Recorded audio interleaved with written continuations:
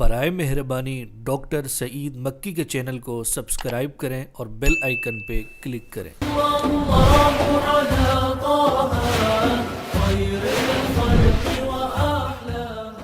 الحمد للہ رب العالمین والصلاة والسلام علی اشرف المرسلین وعلی آلہ وصحبہ اجمعین وبعد۔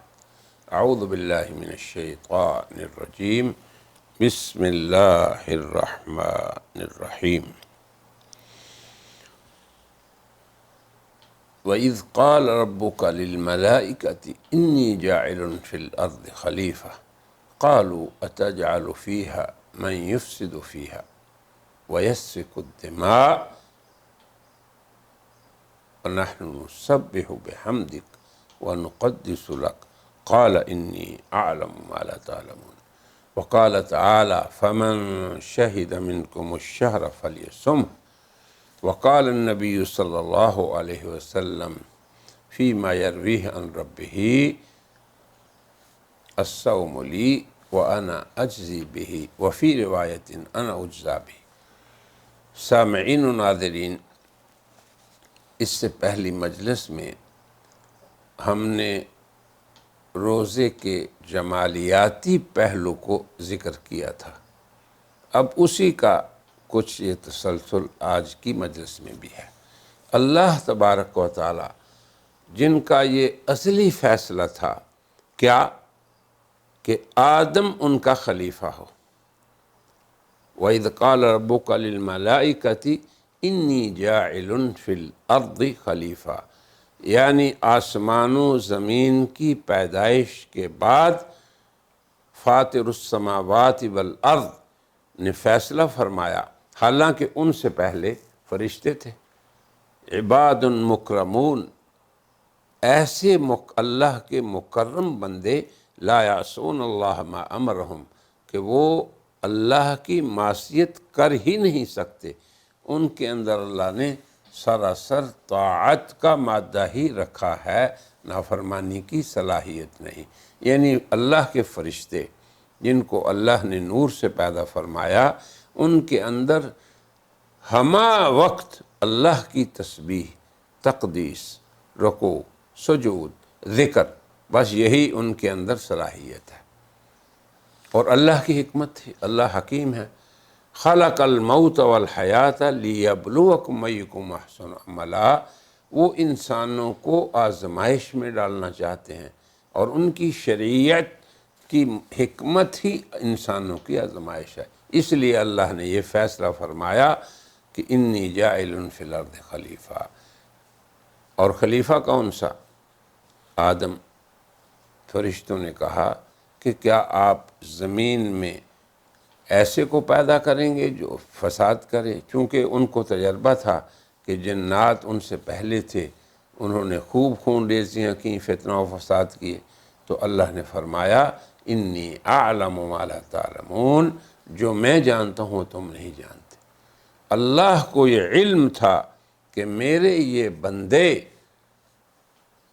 اپنی تعمیر کر کے، اپنی اصلاح کر کے، اپنے ظاہر اور باطن کو سنوار کر، نکھار کر، اپنا تزکیہ کر کے فرشتوں سے بھی آگے نکل جائیں گے۔ اسی لیے اہل سنت والجماعت کا موقف ہے کہ اللہ کے انبیاء فرشتوں سے افضل ہیں، کیونکہ فرشتے اگر غیر معصوم ہیں تو انبیاء بھی غیر معصوم ہیں۔ تو اللہ نے جس حکمت کے لیے اس کائنات کو پیدا فرمایا وہ تھا خیر اور شر دونوں کا چلتے رہنا برابر اس دنیا میں۔ اور پھر فرشتوں میں تو ایک ہی صلاحیت تھی، خیر کی اور طاعت کی۔ تو حضرت انسان جو مکرم ہے اللہ کی مخلوق میں، وَلَقَدْ كَرَّمْنَا بَنِي آدم، جسے پیدائش کے وقت ہی فرشتوں کا مسجود بنا دیا، اس کے اندر اللہ نے خیر اور شر دونوں کے مادے رکھے۔ اب آپ دیکھیں کہ پورا سال 11 مہینوں میں چونکہ رمضان کے جمالیاتی پہلو کو بیان کرنا چاہتا ہوں کہ 11 مہینوں میں الحمدللہ اللہ کے بندے اللہ کی عبادات میں بھی وقت گزارتے ہیں، اللہ کی حکم کے مطابق معاملات کو بھی سدھارتے ہیں، اللہ کے حکم کے مطابق۔ اب پہلے یہ سمجھ لیں وما خلقت الجن والانس الا لیعبدون، کہ اللہ فرماتے ہیں کہ ہم نے انس و جن کو عبادت کے لیے پیدا کیا۔ اب عبادت سے مراد کیا ہے؟ ایک تو عام تصور ہے نماز، روزہ، حج، زکوٰۃ، یہ عبادت ہے اور باقی معاملات ہیں، مگر عبادت کا وسیع مفہوم یہ ہے کہ بندہ صرف اللہ کی مان کر چلے۔ جو کام کرنے والے ہیں ان میں یہ دیکھ لے کہ اللہ کی فرما برداری کس میں ہے، جو اللہ کے واجبات ہیں ان میں کوتاہی نہ کرے، جن چیزوں سے اللہ نے روکا ہے ان سے روکا رہے، اور اپنی دنیا کے معاشرتی اور معاشی مسائل میں اللہ کی مان کر چلے۔ یہ ہے اصل عبادت۔ عبادت کا وسیع مفہوم شریعت میں یہ ہے کہ ہم اپنے ہر کام کو، خرید و فروخت کو، بیع و شراء کو، اور اس کے بعد بیوی اور بچوں کی محبت کو، اولاد کے لیے معاش کے طلب کو اور وظائف کو، سب کو ایسا اختیار کریں جس میں اللہ کی معصیت نہ ہو، اور اللہ کا حکم ہے باقی یہ سارے کام ہم کریں۔ اس لیے مومن کی زندگی 24 گھنٹے ہی عبادت ہے اگر وہ اللہ کے حکم کے مطابق گزارتا ہے۔ پھر اس کے بعد ایک عبادت کا خاص مفہوم ہے۔ تو اب سارا سال 11 مہینوں میں آپ کیسے زندگی گزارتے ہیں آپ کو پتہ ہے، مگر ایک مہینہ 12 مہینوں میں ایسا ہے جس میں مومن کی طاعت بڑھ جاتی ہے، چونکہ اللہ کا غیبی نظام اس کا ساتھ دے رہا ہے۔ کیوں؟ فرشتے اترتے ہیں، شیاطین جکڑے جاتے ہیں، جنتوں کی تزیین کی جاتی ہے۔ اب آپ دیکھیں یہ سب اللہ کا غیبی نظام ہے، اور بندوں کو اللہ مدد فرماتے ہیں ان کی کس چیز میں؟ اللہ کی فرما برداری میں۔ تو یہ سب کے سب اس مہینے کی برکتیں ہیں۔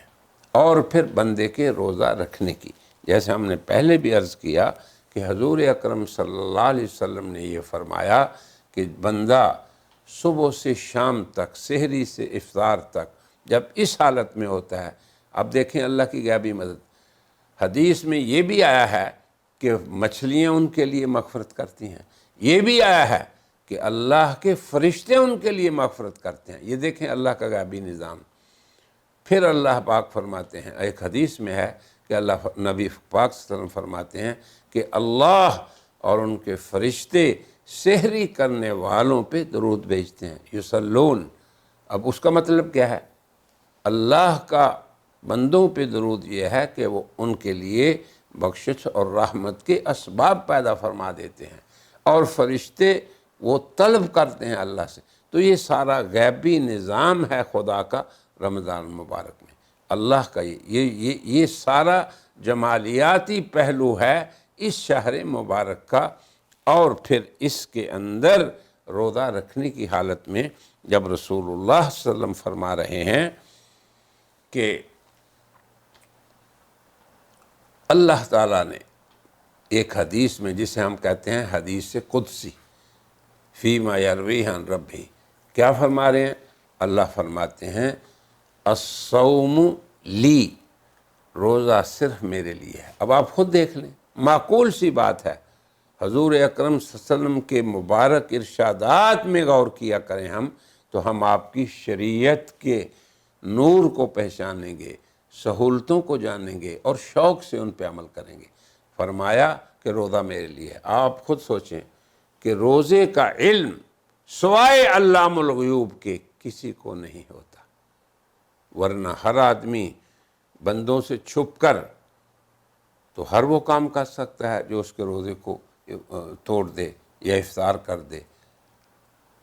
تو فرمایا رسول اللہ نے کہ الصوم لی، حالانکہ نماز بھی آپ اللہ کی پڑھتے ہیں، لیکن نماز میں لوگ آپ کو دیکھتے ہیں، حج کرتے ہیں آپ، حج میں آپ کے ملک والے بھی آپ کو دیکھتے ہیں، گاؤں والے بھی، شہر والے بھی، بلکہ دوسرے ملک والے مکے تک پہنچنے میں آپ خاص لباس میں آتے ہیں، مگر روزے کا عمل یہ ہے اصل جو میں آپ کو سمجھانا چاہتا ہوں کہ روزے کے اندر جو اسرار و رموز ہیں وہ کسی اور عبادت میں نہیں۔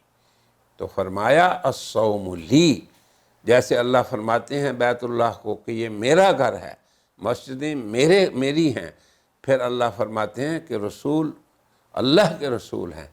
جب اللہ کسی چیز کو اپنی طرف نسبت کر دیتے ہیں تو وہ اللہ کے شعائر میں داخل ہو جاتی ہے، بلکہ میں یہ کہتا ہوں کہ یہ شہر رمضان بھی شعائر اللہ میں سے ہے۔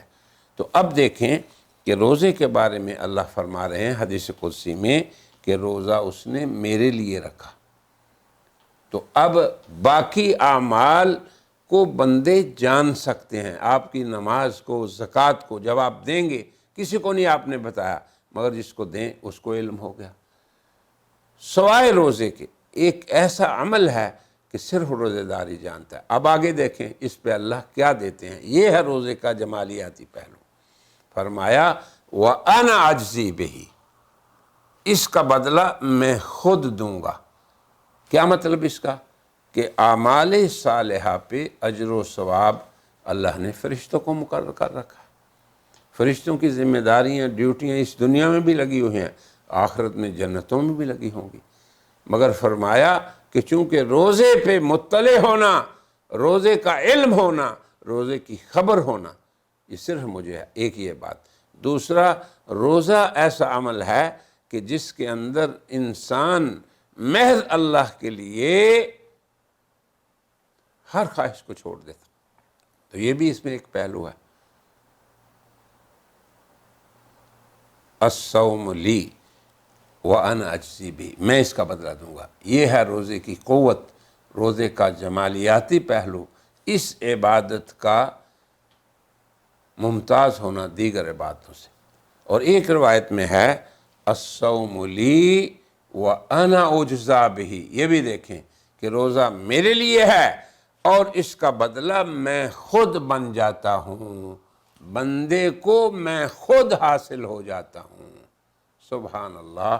وہ بندہ جو محب تھا اللہ کا اور اس کو راضی کرنے کے لیے اعمال کر رہا تھا، اس روزے کے عظیم عبادت نے اسے اللہ کا محبوب بنا لیا کہ اللہ خود اسے مل گئے۔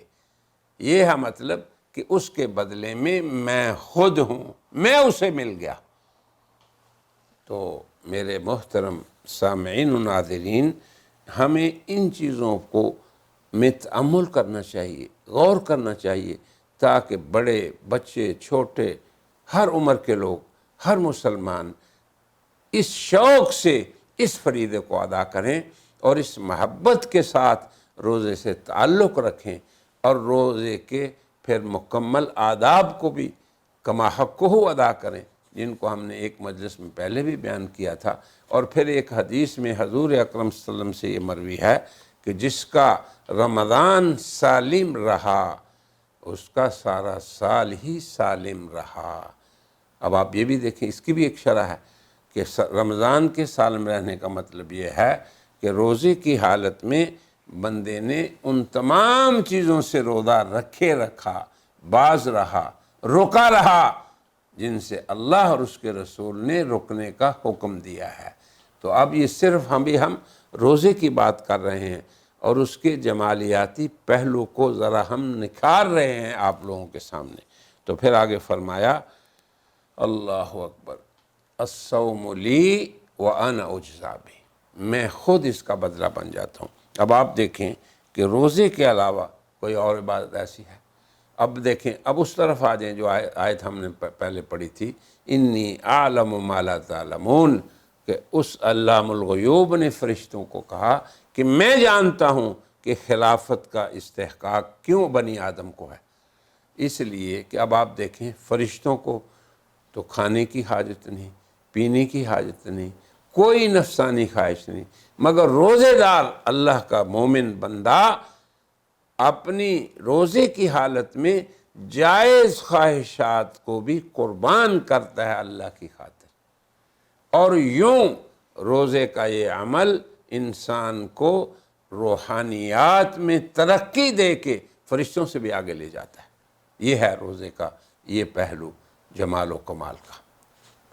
کیوں کہ اللہ تبارک و تعالیٰ کے رسول فرماتے ہیں کہ روزہ اللہ کو یہ کہے گا قیامت کے دن کہ اے اللہ منعتہ، میں نے اس تیرے بندے کو روکا تھا کھانے اور پینے سے، اور حلال کھانا، اور خواہش بھی ہو، حاجت بھی ہو، کوئی اسے دیکھ بھی نہیں رہا مگر پھر یہ روکا رہا، فشفعنی فیہ، اے اللہ مجھے اجازت دیں کہ میں اس کا سفارشی بنوں، اور پھر میری سفارش کو تو قبول بھی کر۔ اسی طرح قرآن بھی سفارش کرے گا کہ رب انی منعتہ من النوم، یہ رات قیام کرتا تھا تیرے سامنے اور میں اس کو میری تلاوت کے کرنے میں یا سننے میں لگا رہتا تھا۔ تو میرے برادران محترمان، ان چیزوں کو بھی ہم تھوڑا سا تأمل کریں، غور کریں۔ تو اب فرشتوں کو پتہ چل گیا انی اعلم ما لا تعلمون، اس کی کیا تفسیر ہے۔ اسی لیے فرشتے جو ہیں ان لوگوں کے لیے جو صوم کی حالت میں ہیں، روزے کی حالت میں ہیں، ان کے لیے مغفرت اللہ سے مانگتے رہتے ہیں۔ بلکہ فرشتوں کے علاوہ مچھلیاں سمندروں میں اور دریاؤں اور جنگلوں کے جانور بھی، وحوش بھی ان کے لیے مغفرت کرتے ہیں۔ تو یہ روزے کا جمالیاتی پہلو ہے۔ یہ میں اس لیے ان چیزوں کو بیان کر رہا ہوں کہ ہم روزے کی قدر و قیمت کو جانیں، اور روزے کی جو عبادت ہے اسے یہ سمجھیں کہ یہ دیگر تمام عبادات کا دروازہ ہے۔ اب آپ دیکھیں، روزہ آپ رکھتے ہیں، نماز میں اضافہ ہوتا ہے یا نہیں؟ رات کو آپ ماشاءاللہ قرآن کا ایک پارہ 100 پارہ بھی سنتے ہیں، پھر اللہ کے سامنے 20 رکعتیں بھی پڑھتے ہیں جماعت کے ساتھ۔ بعض لوگ 8 بھی پڑھتے ہیں، کوئی بات نہیں، لیکن 8 ویسی پڑھیں جیسے رسول اللہ صلی اللہ علیہ وسلم کی حضرت عائشہ نے روایت فرمائی کہ سحری تک کھڑے ہوتے۔ جو حضور کا رمضان یا غیر رمضان کا قیام ہے وہ تو 8 تھا، صحیح بات ہے، مگر جب آپ رمضان میں بھی 8 ہی پڑھنا چاہتے ہیں تو پھر ایسی پڑھیں۔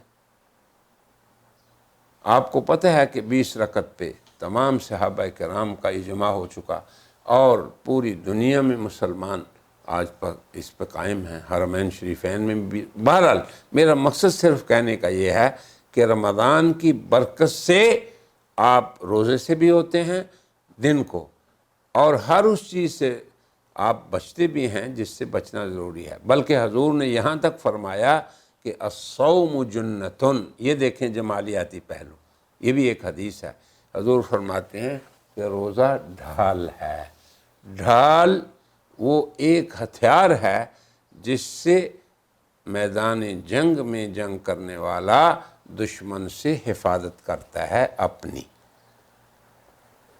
اب روزہ کیسے ڈھال ہو گیا کہ جب آپ روزے دار تھے، کسی بندے نے آپ کو سب و شتم کیا، بدتمیزی کی، آواز اونچا کی، تو آپ کو کیا حکم ہے کہ آپ اسے صرف یہ کہہ دیں انی صائمن، بھائی میں روزے دار ہوں۔ یہ ڈھال ہو گئی۔ پھر جناب علی، روزہ ڈھال ہے، کب تک ڈھال ہے؟ ما لم یخرقھا، جب تک اس کو پھاڑیں گے نہیں۔ پھر آپ سے پوچھا گیا قیل یا رسول اللہ ما خرقھا، تو پھر یہ کیسے پھٹے گی یہ ڈھال؟ یہ ڈھال کیسے ٹوٹے گی؟ کیسے یہ اپنا کام نہیں کرے گی؟ فرمایا جب تک کہ آپ اپنی زبان سے جھوٹ اور غیبت نہیں بولیں گے۔ یعنی ایک مثال خود رسول اللہ صلی اللہ علیہ وسلم نے دی کہ آپ زبان کے گناہ سے، کان کے گناہ سے، ہاتھ کے گناہ سے، پاؤں کے گناہ سے، اعضاء ظاہرہ کے گناہوں سے، اور باطنی اعضاء اندر کے جو ہیں، آپ کا دماغ ہے، فکر ہے، سوچ ہے، قلب ہے، دل ہے، اندر تمام اخلاقیات جو انسان کے اندر بنتے ہیں وہ سارے کے سارے اندر کے اعمال ہیں۔ تو ان سب سے جب معصیت سے آپ بچیں گے تو اس ڈھال کو آپ محفوظ رکھیں گے۔ اور اگر آپ نے ان چیزوں کو روزے کی حالت میں اختیار کیا تو گویا آپ نے خود اس قیمتی اور مضبوط ڈھال کو خود ہی پھاڑ دیا۔ اب اس حدیث میں بھی روزے کے اس جمالیاتی پہلو کا بیان ہے۔ تو اب میری غرض یہ ہے کہ اللہ نے جب انسان کے اندر خیر و شر کا مادہ رکھا اور خیر و شر کے راستے بھی دونوں واضح فرما دیے، اور بندے نے اپنے اختیار سے، اپنی نیت سے صبح کے وقت یہ کہا کہ اے اللہ میں نے نیت کر لی ہے میں روزے میں ہوں، اور پھر افطار تک روزے کے آداب کا پاسدار رہا، تو یہ ہے وہ انسان جو ہے انی اعلم ما لا تعلمون، اے فرشتو دیکھو دیکھو یہ وہ ہے جو اپنے اختیار سے خیر کو اختیار کر رہا ہے۔ ایک حدیث میں یہ بھی ہے، وہ انشاءاللہ اگلی مجلس میں بیان کریں گے۔ حدیث میں آتا ہے کہ اللہ تبارک و تعالی یباہی بکم، اللہ فرشتوں پہ فخر کرتے ہیں۔ تو یہ میں کہہ رہا تھا کہ روزے کا عمل ایسا ہے کہ جسے دیکھ کر پھر نظر آتا ہے فرشتوں کو کہ واقعی ہمارے الہ برحق نے حق فرمایا تھا انسان کے بارے میں، انی اعلم ما لا تعلمون، کہ جو میں جانتا ہوں وہ تم نہیں جانتے، اور اس کو ہم نے ثابت کرنا ہے میرے برادران اسلام، میرے بھائیوں اور بہنوں، روزے کی حالت میں۔ تو یہ ہے روزے کا وہ جمالیاتی پہلو جس کو ہمیں ہر وقت مد نظر رکھنا چاہیے۔ تو میری ان گزارشات کو جو میں نے جناب رسول اللہ کی ایک حدیث کی روشنی میں کی ہیں اور اس قرآنی آیت کی روشنی میں، اور اس میں چند اقوال نبوی کو بیان کیا ہے، ان پہ تأمل کریں اور و فکر کریں، اور پھر روزے کی حالت میں ان تمام چیزوں کا آپ کو استحضار رہے۔ انشاءاللہ آپ کا یہ روزہ آپ کے لیے اس دنیا میں معصیت سے بچنے کا اور آخرت میں جنت کے دخول کا سبب ہوگا۔ پھر اللہ فرمائیں گے کہ آؤ روزے دارو باب ریان سے داخل ہو جاؤ۔ جس طرح روزہ دنیا میں تمام نیکیوں کا دروازہ ہے، تو اللہ نے روزے داروں کے لیے ایک دروازہ بھی خاص بنایا ہے جس کا نام ریان ہے۔ اللہ تعالی ہم سب کو اس دنیا میں روزے کے آداب کی پاسداری کی توفیق دے، اور آخرت میں ہمیں اہل ریان میں سے بنائے۔ وآخر دعوانا ان الحمدللہ رب العالمین۔